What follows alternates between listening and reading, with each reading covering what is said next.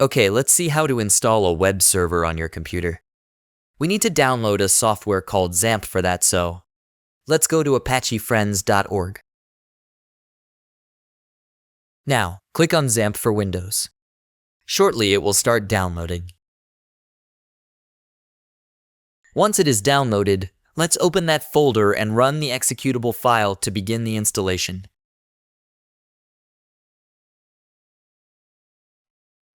Warning, you should always install it in another drive or partition, so click OK.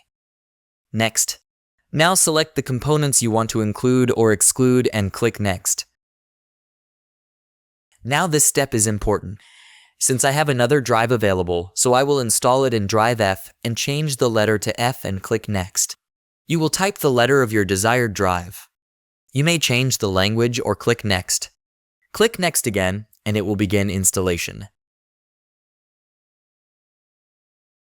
Always be careful and double-check while allowing such access. So here, click Allow Access for Apache HTTP Server.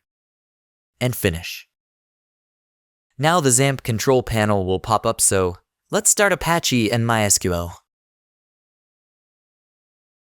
Again, allow access for MySQL. And it's done. Let's go to web browser and type in localhost. If it shows this welcome screen, that means the web server has installed and working successfully. Now quickly test it and go to the folder we just installed this in F drive and XAMPP folder. Here, the folder htdocs is your public folder, which will run any files or website we will put in here. Let's create a test folder. Open Notepad and type Hello World and save it in the test folder we just created. You can rename it anything you want, so let's type index.html for now and save. Now go to web browser and type the test folder after localhost. And it's working.